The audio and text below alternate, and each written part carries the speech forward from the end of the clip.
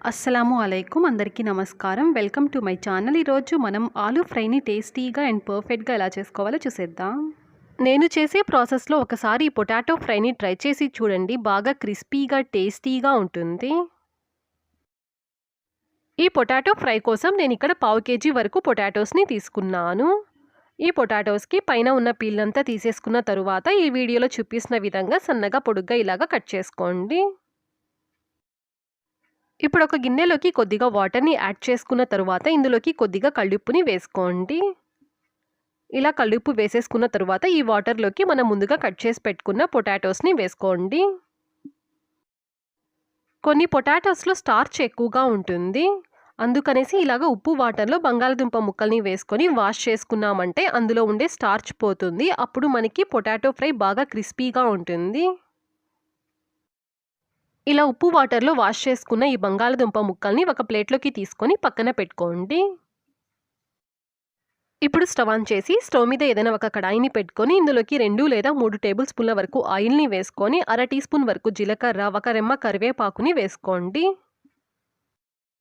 తరువాత ఫ్రెష్‌గా ఉండే అల్లం వెల్లుల్లి పేస్ట్‌ని ఒక టీ స్పూన్ వరకు వేసుకొని అల్లం వెల్లుల్లి పేస్ట్‌లో ఉండే పచ్చి వాసన పోయేలాగా ఆయిల్‌లో కాస్త ఫ్రై చేసుకోండి.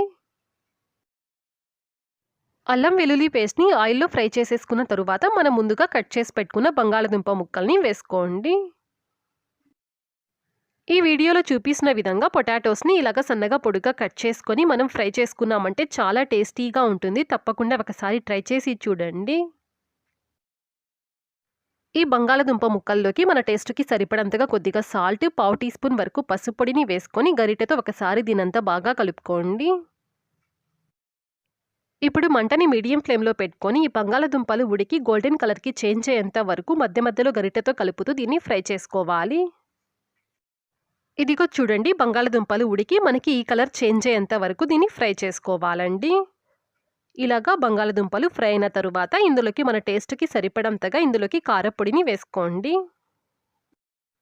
నేనిక్కడ అర టేబుల్ స్పూన్ వరకు కారపొడి, అర టీ స్పూన్ వరకు గరం మసాలాని వేశాను.